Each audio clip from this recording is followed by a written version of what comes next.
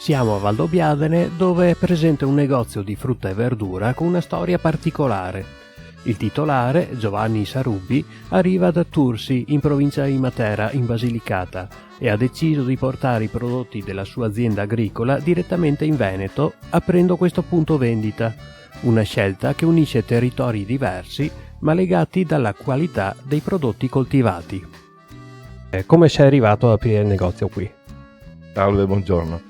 Niente, conoscendo delle persone che hanno fatto il percorso del film Coast to Coast dal Tirreno allo Ionio in Basilicata, e sono arrivato qua anche per far conoscere il mio prodotto, rendendomi conto che in tanti posti sono poco conosciuti.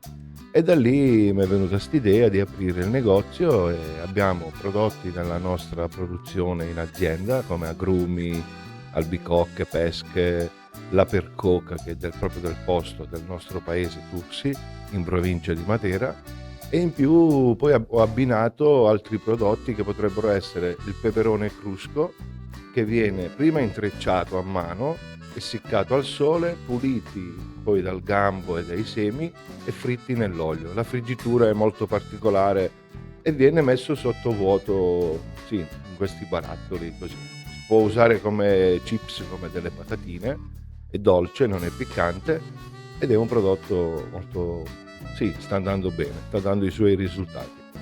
Poi abbiamo dei lampagioni che sono delle cipolle selvatiche e delle olive, melanzane di nostra produzione, e poi ho abbinato anche altri prodotti come la fragola, in questo periodo la fragola Candong, che è molto buona, sempre basilicata, che è una delle fragole molto conosciute. E sì, poi limoni, ho messo un po' di miele tramite una collaborazione con una ragazza qua del posto di Valdobbiadene che produce miele. Poi abbiamo anche un po' di vini rossi, sempre della Basilicata, e olio di nostra produzione, e anche qualche olio più raffinato di un'azienda sempre di giù. Prodotti lucani, sono tutti prodotti lucani. E sì, siamo quasi sullo Ionio, a 20 km dal mare, dal Mar Ionio, è un paesino di 6.000 persone dove si vive soprattutto di agricoltura. Produciamo sì, agrumi in generale. Infatti, se posso raccontare un piccolo aneddoto, la famiglia Doria, il palazzo Doria a Genova è dedicato a Tursi, perché quando sbarcavano i greci hanno portato le arance e le hanno fatte piantare a Tursi e Montalbano, un altro paese, un altro territorio sempre vicino, e poi li venivano a prendere per la malattia dello sgorbuto, quindi conosciuto anche da molti anni l'arancio di Tursi. E cos'è che ti ha portato qua a aprire questo negozio a Valdobbiadene?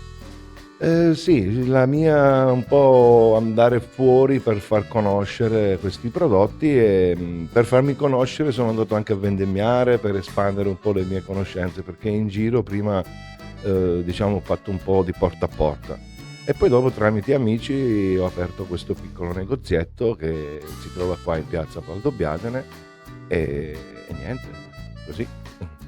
E che idea ti sei fatto del posto? Beh, il posto è molto bello, sì, mi piace, sono stato accolto dopo che, diciamo, mi hanno conosciuto un po', mi hanno accolto bene, e ci vivo bene. Ogni tanto purtroppo devo andare giù, però sì, sto una settimana, 15 giorni giù e poi ritorno subito su a Valdobbiadene, perché ho tanti amici e conoscenti.